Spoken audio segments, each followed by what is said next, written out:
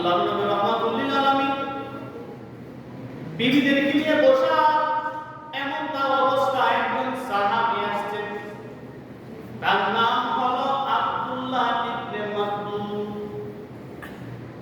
উনি ছিলেন অন্ধ একজন সাহাবী। কি সাহাবী ছিলেন? অন্ধ সাহাবী ছিলেন। আব্দুল্লাহ ইবনে মাকতুম রাদিয়াল্লাহু তাআলা আনহু অন্ধ সাহাবী, রাসূলকে কোনদিন জীবনে দেখে নাই, রাসূলকে জিন্দেগিতে কোনদিন দেখে নাই। না দেখে ঈমান আনছে, না দেখে সে ঈমান আনছে। কেমন মহব্বত! আব্দুল্লাহ ইবনে মাকতুম অন্ধ সাহাবী, রাসূলের বিবিদেরকে নিয়ে বসা আছেন। এমন তার অবস্থায় আব্দুল্লাহ ইবনে মাকতুম ঘরের মধ্যে উপস্থিত হয়েছেন। সালাম দিয়ে, আসসালাতু ওয়াসসালামু আলাইকা ইয়া রাসূলুল্লাহ, আসসালাতু ওয়াসসালামু আলাইকা ইয়া হাবিবাল্লাহ। ইয়া রাসূলুল্লাহ, আমি কি আপনার ঘরের মধ্যে প্রবেশ করতে পারি? হ্যাঁ, প্রবেশ করুন। সাহাবী প্রবেশ করলেন। প্রবেশ করার পরে আল্লাহর নবী হুকুম দিলেন বিবিদেরকে, বিবিরা যা তোমরা ঘরের মধ্যে চলে যাও, ঘরের ভিতরে চলে যাও। আব্দুল্লাহ ইবনে মাকতুম ঘরের মধ্যে আসছে। নবীজির বিবিরা, আমাদের মা যারা, তারা দেখতে বলতেছেন, ইয়া রাসূলুল্লাহ, ইয়া হাবিবাল্লাহ, আব্দুল্লাহ ইবনে মাকতুম তো অন্ধ, আমাদেরকে দেখবে না। তারা সে কি আমাদেরকে দেখবে? একজনকে না দেখলে কি পর্দার খেলাপ হয়? না দেখলে কি পর্দার খেলাপ হয়? কিন্তু রাসূল এমন একটা জবাব দিলেন, ও আমার প্রাণপ্রিয় বিবিরা, তোমরা যে বলেছো আব্দুল্লাহ ইবনে মাকতুম অন্ধ, তোমাদেরকে দেখবে না, তোমরা কি আব্দুল্লাহ ইবনে মাকতুমকে দেখোনি? আরে সে পুরুষ মানুষ দেখে না, চোখ অন্ধ, তোমরা মহিলা মানুষ, তোমরা কি আব্দুল্লাহ ইবনে মাকতুমকে দেখো? হ্যাঁ, আমরা দেখি। তাহলে একটা জিনিস বুঝে না, পুরুষ এবং নারী দুইজনের উপরে পর্দা করা ফরজ। কি বলেছেন? কত সুন্দর ভাবে বলতেছে, তোমরা তো আব্দুল্লাহ ইবনে মাকতুমকে দেখতেছো, তোমরা তো দেখতেছো, তোমাদেরকে না দেখলে কি হয়? তোমরা না দেখাও না যায়, আল্লাহর হুকুম পর্দা করা ফরজ। নবীজির বিবিগণ যাদেরকে বিবাহ করা হয়, তাদের বেলায় যদি হুকুম হয়, তাহলে আমাদের বেলায় কেমন হবে শুনেন। ওই জন্য আল্লাহ রাব্বুল আলামিন ডেকে ডেকে বলেন, ওয়াকারনা ফি বুয়ুতিকুন্না ওয়ালা তাবাররুজনা তাবাররুজাল জাহিলিয়াতিল উলা। জাহিলিয়াতের যুগের কথা সুন্দর ভাষায় আল্লাহ ঘোষণা করে দিয়েছেন। সাহাবায়ে কেরাম শুনো, পর্দা করা আমার আল্লাহ ফরজ করে দিয়েছি। যেমন ভাবে নারীর জন্য পর্দা করা ফরজ, তেমন ভাবে পুরুষের জন্য পর্দা করা ফরজ। তাফসীরের ভাষায় সুন্দরভাবে লিপিবদ্ধ করা হয়েছে। আল্লাহর নবী সাহাবায়ে কেরামদেরকে সুন্দর ভাষায় বলতেছেন, ও নারীরা, তোমরা যেমন ভাবে পুরুষকে দেখতে পারবে না, পুরুষ তোমাদেরকে দেখতে পারবে না। এখন আমাদের যুগের মধ্যে ঘটনাক্রমে চলে আসতেছে, আমরা অনেক মহিলাকে দেখি কিনা? দেখি। হঠাৎ করে রাস্তাঘাটে হাঁটা চলাফেরার রাস্তায় এমন সময় যখন ঘর থেকে বাহির হয়, ঘর থেকে বাহির হওয়ার সামনে একজন মহিলা, বেগানা মহিলা দেখা যায়। ওই বেগানা মহিলা দিয়ে একবার চোখ চলে গেছে। চোখ যাওয়ার সঙ্গে সঙ্গে যদি আপনি চোখটা নিচুর দিকে চলে দেন, নিচ দিয়ে একবার তাকায় থাকেন, আরেকবার তাকানো যাবে না। একবার তাকাইছেন ভুলবশত, আরেকবার তাকাইবেন ইচ্ছাকৃত। এখন যে আপনি মহিলার দিকে একবার তাকাইলেন, ওই তাকানোর কারণে আপনার আমল নামায় জিনার গুনাহ হয়ে গেছে। কি আফসোস, কত বড় দেখে। এখন আমরা তো দেখলাম পুরুষ দেখছে, দেখার কারণে জিনার গুনাহ পাইছে। ওই মহিলা যদি পুরুষের দিকে তাকায়,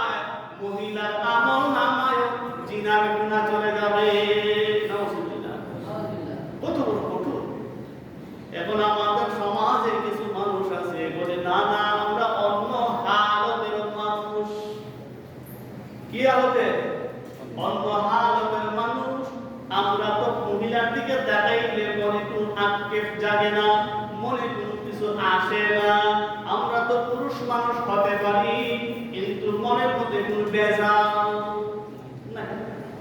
আমরা একই এলাকার মানুষ, কিন্তু আমাদের মধ্যে কোনো বেজাল নাই। গভীর মনোযোগ দিয়ে কথাটা শুনবে, গভীর মনোযোগ দিয়ে কথাটা শুনে মনের মধ্যে বেজাল নাই। শয়তান বেজাল ঢুকাইতে পারে কিনা? পারে। শয়তান কি বেজাল ঢুকাইতে পারে না? কেমন? আল্লাহর হুকুম যুক্তি দিয়ে পাল্টানো যাবে না। আর হুকুম আল্লাহর হুকুম যুক্তি দিয়ে পাল্টানো যাবে। কেউ যদি আল্লাহর হুকুমকে যুক্তি দিয়ে ফেসফুস লাগাইয়া নিজেরটাই সঠিক মনে রাখতে চায়, ঈমান চলে যাবে, ঈমান চলে যাবে। অতএব শরীয়তকে যুক্তি দিয়ে কন্ট্রোল করা যাবে। এখন কথা হলো, একজন পুরুষ যদি হয়, প্রকৃতপক্ষে পুরুষ যদি হয়, মহিলা যদি দেখে তার আকর্ষণ জাগতেই পারে। জাগবে, জাগবে। কেন জাগবে? পুরুষ মানুষ যা বুঝে, সাধারণ ভাষায় বলতেছি, একজন মানুষ যদি আমাদের মধ্যে যদি হঠাৎ করে দেখবেন, তেঁতুল আছে না তেঁতুল, এই তেঁতুল আছে না তেঁতুল, দেখবেন তেঁতুল যদি কোনো মানুষ খায়, খাওয়ার পর একটা বেঞ্চি দেয় না, মুখটা একটু খানোর মানুষ কেমন একটি টক না?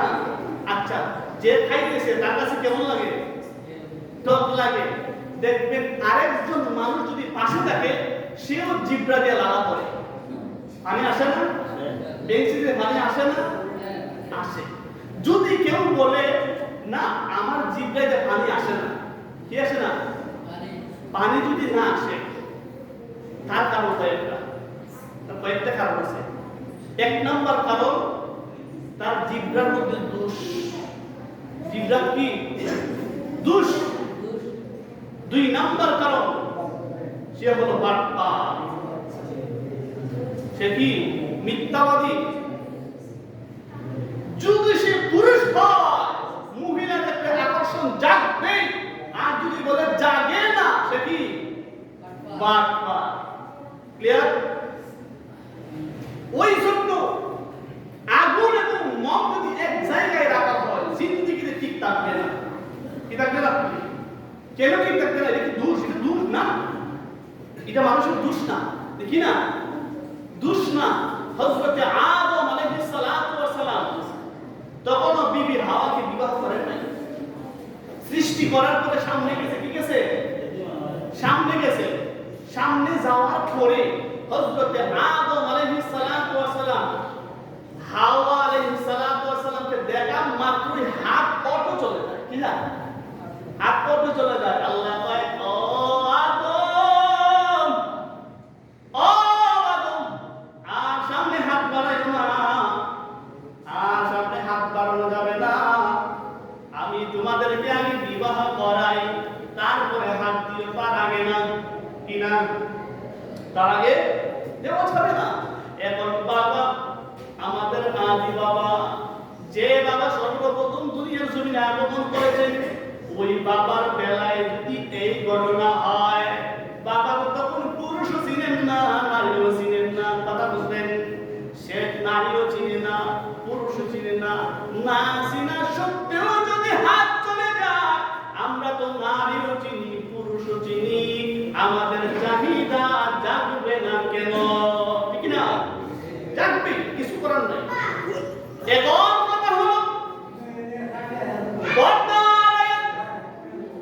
আল্লাহ রাব্বুল আলামিন মানুষকে পর্দা করার জন্য বলেছেন। আমরা কিন্তু পর্দা করি, সময় থাকতে করি না। পর্দা করি, সময় থাকতে করি না। কেউ কথা বলবেন না। আমরা পর্দা করি কিন্তু সময় থাকতে করি না। আমরা পর্দা করি কিন্তু সময় থাকতে করি না। যখন একজন মানুষ দুনিয়ার জমিন থেকে চলে যায়, যাওয়ার সময়, যাওয়ার পরে যখন কবরের মধ্যে নিয়ে যাবে, তার আগে মানুষটাকে জানাজা দেয়। জানাজার আগে তাকে একটা গোসল দেয়। এখন আপনাদের কাছে প্রশ্ন,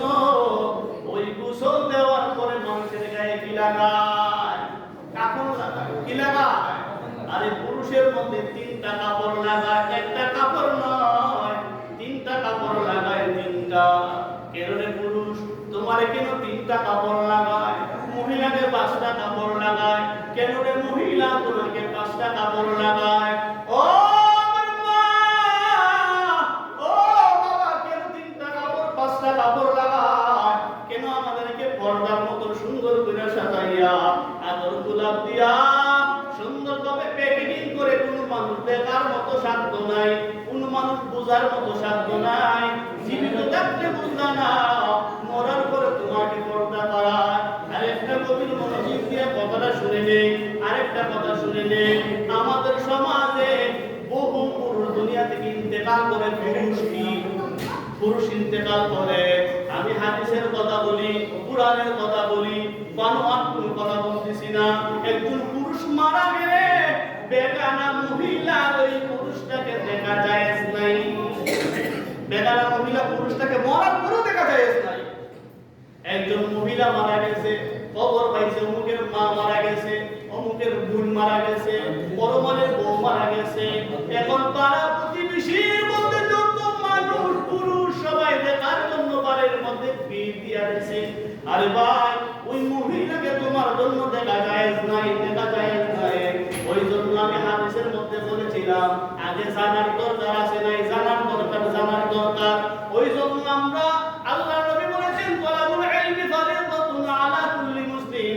ও নারী মুসলমান, ও নারী পুরুষ মুসলমান, সর্বপ্রথম ধর্মীয় শিক্ষা তোমরা গ্রহণ করো, ধর্মীয় শিক্ষা গ্রহণ করো। আমরা ধর্মীয় শিক্ষা জানি না, না জানার কারণে আমরা অনেক বড় বড় ভুল করে ফেলি, বিশাল বড় ভুল, বিশাল ভুল, অনেক বড় বড় ভুল। ওই জন্য রাহমাতুল লিল আলামিন সুন্দর ভাষায় আমাদেরকে বলে দিয়েছেন, ও দুনিয়ার মানুষ, তোমরা বেগানা পুরুষ নারীকে দেখা যাবে না।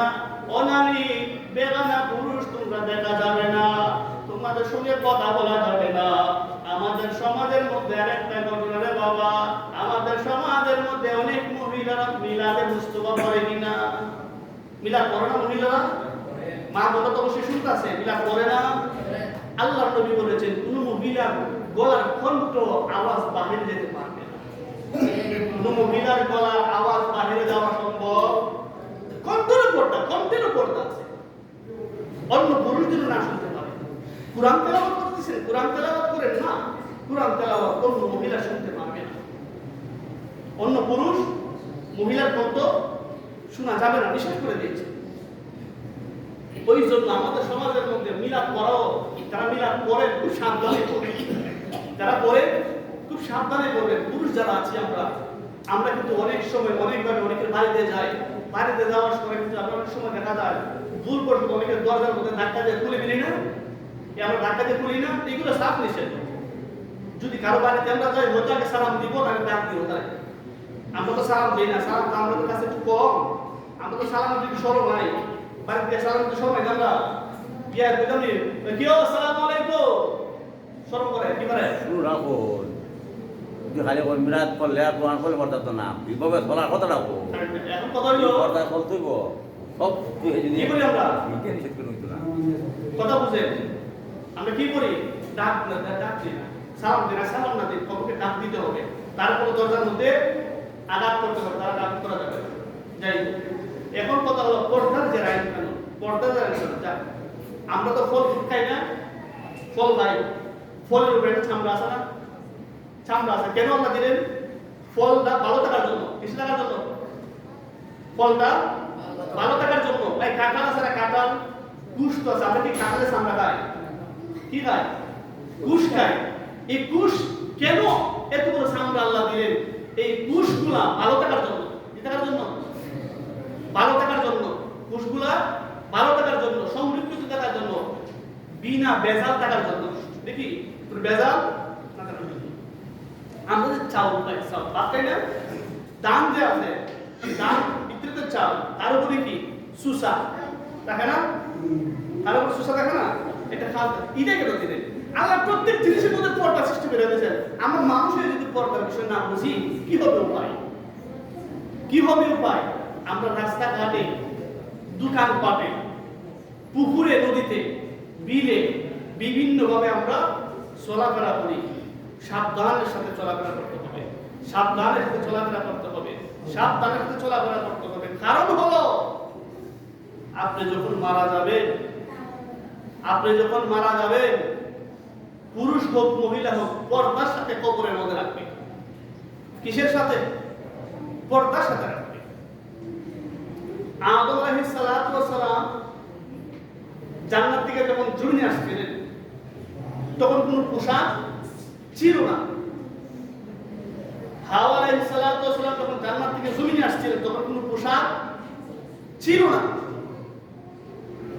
আদম আলাইহিস সালাতু ওয়াস সালাম নিজে হেফাজতে থাকছেন তিন পাতায়। কয় পাতায়?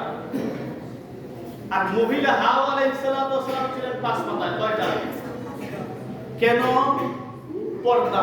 কেন পর্দা? কারণ হলো আমরা তো এমন পর্দা করি দুনিয়ার মধ্যে, আফসোস লাগে।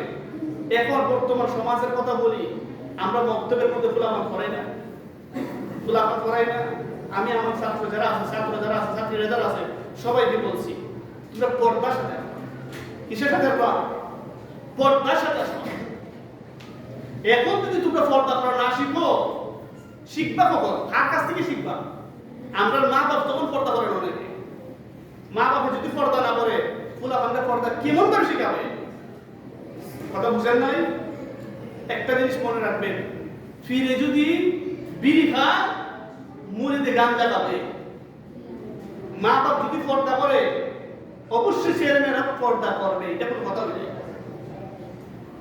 অতএব আমরা যারা আছি, আলোচনা কবি করবো না, সবাই কিন্তু করবো।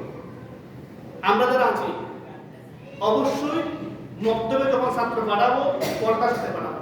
কিসের সাথে? পর্দার সাথে। এখন থেকে শিক্ষা নেওয়া দরকার। আমি এই পর্যন্ত ছাত্রদেরকে 2-3 বার বলছি যে সবাই পর্দার সাথে আসবা, সবাই পর্দার সাথে আসবা, না হলে মক্তবে কোনো জায়গা নেই। এখন যদি আমরা পর্দা না শিখে তলাবুল ইলমি ফারিদাতুন আলা কুল্লি মুসলিম, এই যে নরনামে করে দিন শিক্ষা করা ফরজ, আমাদের দিন শিখাইতেছে, কেমন ভাবে শিখাইতেছে? ওই জন্য আমরা বলছি আপনাদের সন্তানদেরকে পর্দার সাথে পাঠাবে। ছেলেরা তো পর্দা করে লাগে না। উপযুক্ত মেয়ে যারা আছে, যেটা দেখতে লম্বা হয়ে গেছে, বড় হয়ে গেছে, তাহলে কি করবে? পর্দা সাথে পাঠাবেন। যাই হোক, আমি যে কথা বলেছিলাম, মরার কথা বলেছিলাম, কাপড়ের কাপড় রহমাতুল লিল আলামিন সুন্দর ভাষায় হাদিসের মধ্যে বলে দিয়েছেন, মানুষ যখন ইন্তেকাল করেন, ইন্তেকালের পরে যখন মানুষকে কাফন দাফন করাইয়া যখন মানুষকে বাড়ি থেকে রওনা দিয়া দেয়, তখন মানুষের রূহানিটা কান্না করতে থাকে, কান্না করতে থাকে। হায়রে আফসোস, দুনিয়াতে দুনিয়ার ভালো কাজগুলা করতে পারি নাই, দুনিয়াতে তাইকা ভালো কাজগুলা করতে পারি নাই। আমরা যখন কাজের মধ্যে লাশটা উঠাইয়া বাড়ির দিকে ঈদগাহের দিকে রওনা দিবে, মাঠের দিকে রওনা দিয়া দেয় জানাজা পড়ার জন্য। জানাজার স্থানে যখন নিয়ে যায়, রুহানিটা কান্না করতে থাকে, হায় হায় দুনিয়ার আফসোস, দুনিয়াতে আর টাকা যাবে না। যখন জানাজার মধ্যে যায়, আমাদের কি একবার মনে হয় না একজন মানুষ দুনিয়া থেকে চলে গেছে, তার নামের সাথে আজ থেকে মৃত লেখা হয়ে গেছে। অমুক আর বলে না, আবু বকর আর বলে না, উমর আর বলে না, উসমান বলে না, আজকে আমাদের সাথে নামের সাথে মারা গেলে মৃত অমুক, অমুক ব্যক্তি মৃত। আগে মৃত শব্দ যোগ করে কেন মৃত হইল, কেন প্রাণটা চলে গেল, ওই জন্য ওই দেহটা কান্না করতে থাকে। আমি দুনিয়াতে ভালো কাজ করে দিতে পারি নাই, এখন আমার লাশ বহু মানুষের সামনে আমার লাশ, এখন আমি বড় অসহায়। ইচ্ছা করলে মানুষের কাছে মাপ নিতে পারবো না, ইচ্ছা করলে মানুষকে কথা বলতে পারবো না। দেখবেন আমাদের মধ্যে বহু মানুষ লাশের সামনে দাঁড়াইয়া ডাক দিয়ে বলে, আমার ভাই মারা গেছে, আমার বাবা মারা গেছে, অমুক মারা গেল, তমুক মারা গেল। সবার কাছে অমুক ব্যক্তির পক্ষ থেকে মাপ চাই, ঠিক না? সবাই চায় না? সবাই চায় আল্লাহর রাস্তায় মাফ করে দেন। কেন অমুক মানুষ মাপ চাবে? কেন অমুক ভাই মাপ চাবে? কেন আমার সন্তান মাপ চাবে? কেন আমার বাবা মাপ চাবে? আমার কি মাপ চাওয়ার সাধ্য আগে ছিল না? আমার কি মাপ চাওয়ার সাধ্য আগে ছিল না? দোকানদারের সঙ্গে বিয়াদবি করেছি, গালাগালি করেছি, কত অত্যাচার করেছি।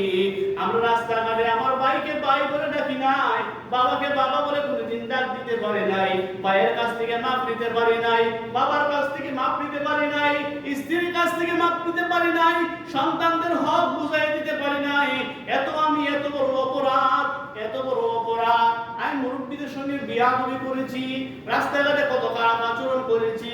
এখন আমার সঙ্গে আমার পক্ষ থেকে আরেকজনকে মাপ চায়, যদি মন থেকে মাপ না দে, কবরে যাওয়ার পরে কত বড় শাস্তি আমাদের হবে, কত বড় শাস্তি। ওই জন্য আপনাদেরকে বলতেছি, অবশ্যই দুনিয়াতে থাকা অবস্থায় একজন আরেকজনের কাছ থেকে মাপ নিতে হবে, একজন আরেকজনের কাছে মাপ নিতে হবে। দোকানদারের সঙ্গে ভেজাল হয়, মাপ নিতে হবে। মসজিদ কমিটির সঙ্গে ভেজাল হয়, মাপ নিতে হবে। গাড়িওয়ালার সাথে মাপ নিতে হবে, বাড়িওয়ালার সাথে মাপ নিতে হবে, বাবার কাছ থেকে মাপ নিতে হবে। আমার বড় ভাইয়ের সঙ্গে আমি 2 বছর যাবত মাপি না, আমার বড় ভাইয়ের সঙ্গে 6 বার যাবত কথা বলি না, তার কাছ থেকে মাপ নিতে হবে। আরেকজন বন্ধু মানুষ আজকে 2 বছর 5 বছর যে কোনো ওসিলায় আমার বন্ধুর সাথে আমি কথা বলি না, বন্ধুর কাছ থেকে মাপ নিতে হবে। কারণ হলো তখন আপনার আমার কাছে আজরাইল চলে আসে। ওই আজরাইল আসার পরে আর আমরা মাপ নিতে পারবো না। আজরাইল চলে আসার পরে আমরা আর কারো কাছ থেকে ক্ষমা নিতে পারবো না। ওই জন্য ডেকে ডেকে বলি, আমরা যারা আছি সবাই একজন আরেকজনের কাছ থেকে মাপ নিতে হবে, যেন আরেকজন দাঁড়াইয়া না বলতে হয় অমুক ভাইকে মাফ করে দাও, আমার ছেলেকে মাফ করে দাও, বাবাকে মাফ করে দাও, এই করে যেন বলতে না হয়। আরেকটা কথা হলো, আমরা অনেকের কাছে কিন্তু লেনদেনের বিষয় থাকে, অনেকের কাছে পাওনা দাওনা থাকে। পাওনা দাওনা যদি থাকে দুনিয়ার মধ্যে তাইকে আগে পরিশোধ করার চেষ্টা করবেন। যদি পরিশোধ করার চেষ্টা সময় না পান, অবশ্যই একজনের কাছ থেকে টাকা ধার নিলে লেগে পরিবারকে জানাবেন যে অমুকে আমার কাছে টাকা পায়, আমি ইন্তেকাল হলে, আমি মারা গেলে তুমি টাকাগুলো পরিশোধ করার চেষ্টা করবা। কারণ হলো ওই ব্যক্তি যদি লাশের সামনে গিয়া ডাক দিয়ে বলে আমি অমুকের কাছে 5-10 হাজার টাকা পাই বা কিছু টাকা পাই, তাহলে আমার বড় লজ্জা হবে, আমার বড় শরম হবে। যদিও দুনিয়াতে প্রকাশ করতে না পায়, তার বড় বড় শরম, আমার ভাইরা শরম পাবে, কাছের মানুষগুলো লজ্জা পাবে। ওই জন্য আগেই বলে দিবেন টাকাগুলো যেন পরিশোধ হয়। আরেকটা কথা হলো, অনেক মানুষ আমরা এই জায়গায় আছি, আমরা আজকে কয়জনের কাছে মাপ নিছি, কয়জনের কাছে মাপ নিছি। অনেক মানুষ কিন্তু একে অপরে একই মসজিদে আসছে, কিন্তু একজন অনেকেই আছে একজন আরেকজন কিছু কথা বলেন না। অনেক আছে একই সাথে মিশে আমাদের মধ্যে একই কাতারে দাঁড়ায়, কাঁধে কাঁধ মিলিয়ে দাঁড়ায়, তারপরেও মাপ নেওয়ার মতো ইচ্ছা আমাদের নাই, ইচ্ছা নাই। আফসোস, যখন লাশটা আপনার কাছে যাবে, আপনি যখন লাশটার সামনে যাবেন, আপনি যখন লাশ হয়ে থাকবেন, যদি আপনি লাশ হন, ইচ্ছা করলে আর কাউকে ডাক দিতে পারবেন না, বড় আফসোস থাকবে। ইচ্ছা করলে কাউকে গালি দিতে পারবেন না, ভালো কাজ করতে পারবেন না। আর একজন মানুষের জানাজার মধ্যে যখন আমরা যাই, যাওয়ার পরে দেখবেন মনটা জানি কেমন কেমন হয়ে যায়। কিন্তু কেমন কেমন হইলে কি হবে? নামাজের দিকে কিন্তু আমরা মনোযোগ নাই, মনোযোগ নাই, মনোযোগ নাই, কেমন কেমন। একটা জিনিস ভাবেন, অমুক ব্যক্তি মারা গেল, অমুক ব্যক্তির সময়সীমা শেষ, অমুক ব্যক্তির দুনিয়ার বেজাল শেষ, কিন্তু আমার বেজাল তো এখনো কাঁদে, কখন জানি আজরাইল আমার কাছে চলে আসছে। অমুকের সিরিয়াল শেষ, বড় ভাইয়ের সিরিয়াল শেষ, এখন আমার ছোট ভাইয়ের সিরিয়াল রয়ে গেছে, এখন আমি তো দুনিয়া থেকে চলে যেতে হবে। এমন দেখবেন যুবক রাস্তাঘাটে পড়ে মারা যায়, এই দেখবেন অ্যাক্সিডেন্টে মারা যায়, পানিতে পড়ে মারা যায়, আগুনে পড়ে মারা যায়, বিল্ডিং থেকে পড়ে মারা যায়, কত করে মানুষ মারা যায়। বাবার আগে সন্তান দুনিয়া থেকে চলে যায়, দাদার আগে নাতি দুনিয়া থেকে চলে যায়। এখন আসার সিরিয়াল আছে, যাওয়ার কোনো সিরিয়াল নাই। অতএব আজকে আমরা দুনিয়ার মধ্যে যারা আমাদের বন্ধু বান্ধব কাছের মানুষ আছে, সবার কাছে যারা আমরা